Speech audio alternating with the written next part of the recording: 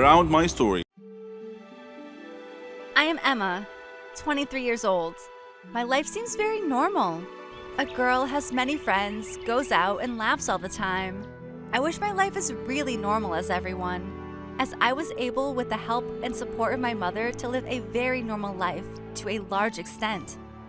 Lama and Mary are my best friends, and they are the two who know the problem that I suffer from since my childhood. Now, I've been dealing with the situation simply because I get used to it, but I have been going through different periods in my life, times when I really feel that I love food and eat happily, and feel the pressure of eating, and sometimes I hate eating in a terrible way, but I cannot stop eating. And what happens to me when I eat while not desiring food, it is very ugly, disgusting, stressful, and also vomiting. After that, I will have to replace this food because I am hungry again, and it may happen again, and I keep repeating this. Then I reach this condition. I have to stay at home for a period of up to a whole week. Mary and Lama used to spend with me most of the time. We used to play and laugh and watch movies, and they tell me what happened in college. James was the person I liked the most to go to college to see him, even though I knew that he did not notice me at all. I kept watching him from afar and wanted to give him some of my food and share it together, but I never thought that I could take a step. Even though coincidences used to bring us together outside the university and we would meet in more than one restaurant, I would love to go with Lama and Mary and always eat there. Despite all these coincidences, he never noticed me or even caught his attention. And one day I saw James with a girl from our university. They were very happy together. I felt very sad, and I asked Lama and Mary to take me home. And I kept crying all day until I slept while crying and even forgot to eat. And this was the first time this happened to me, because this day, my mother was not at home. And when she came back, she came to check on me in my room, but she found me unconscious and called for an ambulance quickly. I woke up after 3 days in the hospital, and I could have died if my mother had been late for a while. I was very upset with myself that I wasted all her tiredness and effort with me over the past years because of my anger at a person who does not know that I exist in life at all. I forgot that I have a rare disease and that I can't stop eating. Otherwise, I might get a big problem that could lead to death. My mother was the only one who got my back since I was a child and kept trying to find a cure for my illness. She was helpless and very sad the moment when I woke up. The bigger problem now is that it did not stop at the problem of craving for food, which is impossible for me to stop. I am now a patient with heart disease. I saw the doctor saying to my mother when she was broken down, and this is one of the many problems that naturally occur because of my illness. My condition now is much more difficult than before. I am prohibited from excessive movement, travel, and swimming. I am forced to eat all the time. Although food has never caused me a problem with weight, my life has become more difficult, and my mother has to take extra care of me. I feel that I've become a very big burden, and that if I died, the lives of all people around me would be easier, so I decided to take an extra dose of heart medication. My plan would have worked if my mother didn't notice that and forgotten about me, even if it was half an hour. Unfortunately, she noticed that my condition was getting worse and took me to the hospital, and they rescued me at the last moment, and I had a new life. Do you think my decision to commit suicide was wrong? Or what is wrong that I continue to live and many people suffer because of me? I am Avery, 19 years old. I have 2 sisters, a white and a black girl. Aria is the eldest. She is 20 years old. She is an angel in appearance and character. Everyone loves her. She is always calm and obedient. Mia is our little sister. She is 17 years old. She has a very quarrelsome personality and always gets us into trouble. We always do not agree on anything, especially if it is a place to go out. But this time, it was a little different. Mia agreed on the place where Aria wants to go out since it is Aria's birthday, and she has the right to choose. But of course, it was on the condition that Mia had the right to invite her friends. The day was very nice in the beginning, until Aaron, Aria's boyfriend, arrived. It was the first time that Mia and I saw him. He was young, handsome, and very polite, and although he was the type that Mia did not like, and she was in a relationship with a young man named Aiden, she liked Aaron very much. Aria realized that Mia was trying to get close to Aaron, and she tried to warn her, but Mia didn't care and went on. So Aria got very angry at the time, and it was the first time to see Aria's features full of anger like this, but she had nothing to do.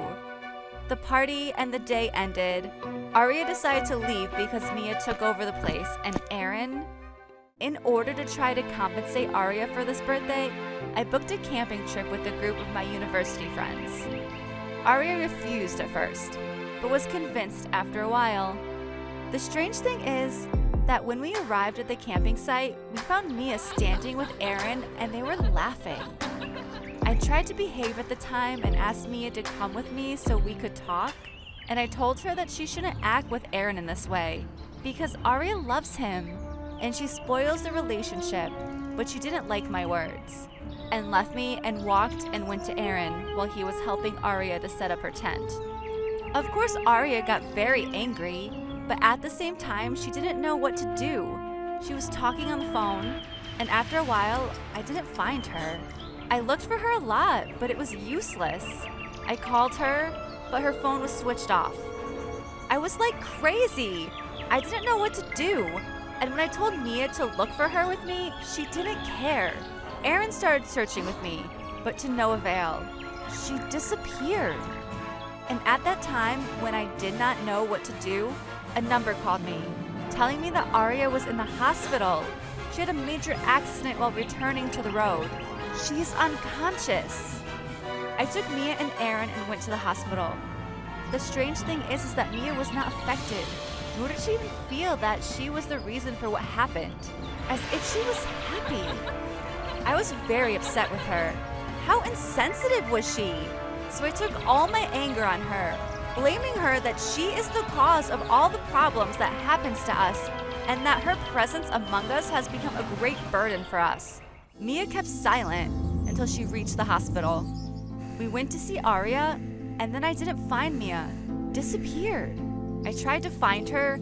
I tried to talk to all her friends, but to no avail. At that time, my father and my mother knew what had happened, and they arrived at the hospital and began to ask about my sisters.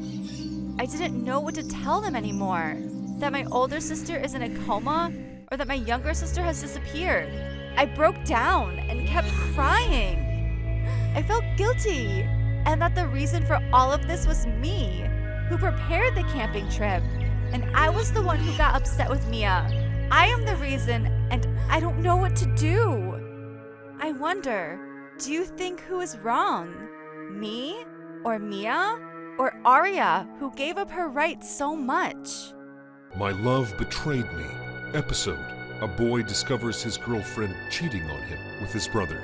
I feel very upset and don't know how I did that. Let me tell you what happened to me. I mean, what happened to us. I'm Mark. My story began when I met a beautiful girl with yellow hair and a very soft and gentle voice. I met her in the motor race that I always go to, as I had no competitor in driving it. I used to take my brother Lucas with me every time I went, but he didn't like to do anything other than sit and encourage me. He used to come, clap, drink Pepsi, and go home alone. He was a strange young man. I don't know if he was introverted or crazy. He loved poetry and drawing, my exact opposite. As for me, of course I don't need to tell you.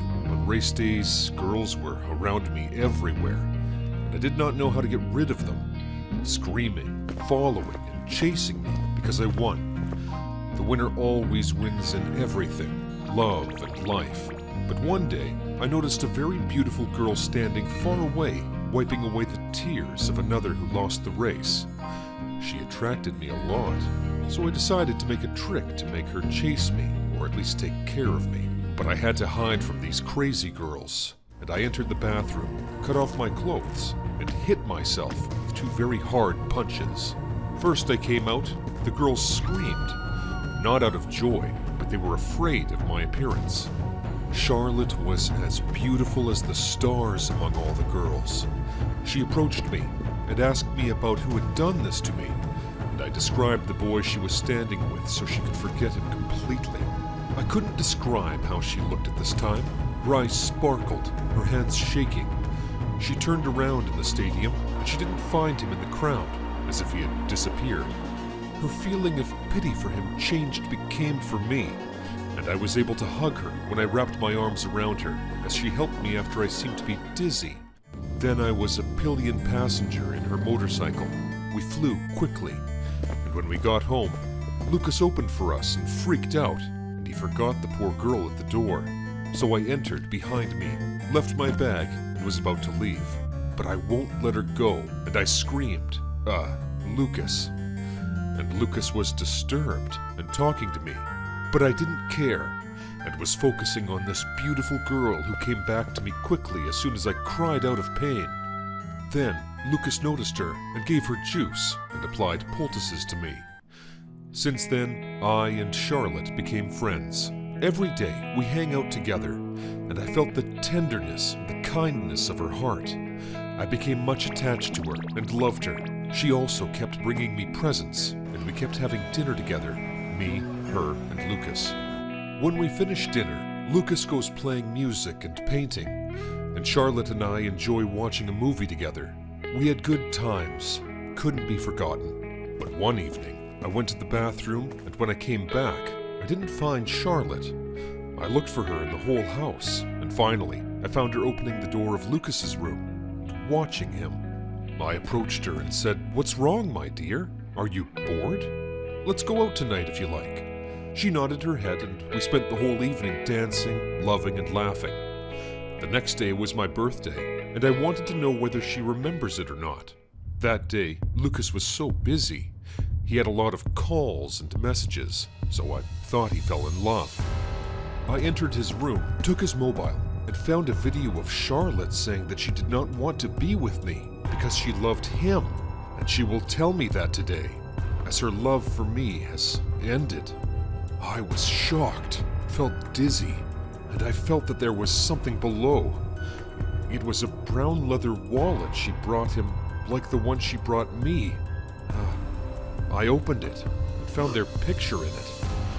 So I decided to kill them both, and I made them a trap. I called her and asked her to come early at night because I invited my friends to my birthday, and I asked Lucas to celebrate with me. He agreed and started to prepare the cake himself.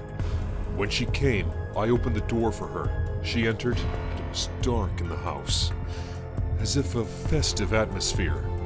As soon as she entered, I called Lucas and asked them to wait for me to get the juice. Because they are the two I love the most, and the two who loved me the most. And they drank the juice after I put the poison in it. After 2 sips of it, they fainted, so I tied them together with a rope. I got into the car and threw them into the lake closest to our house. I still feel that I did not take revenge for their betrayal, but I became miserable.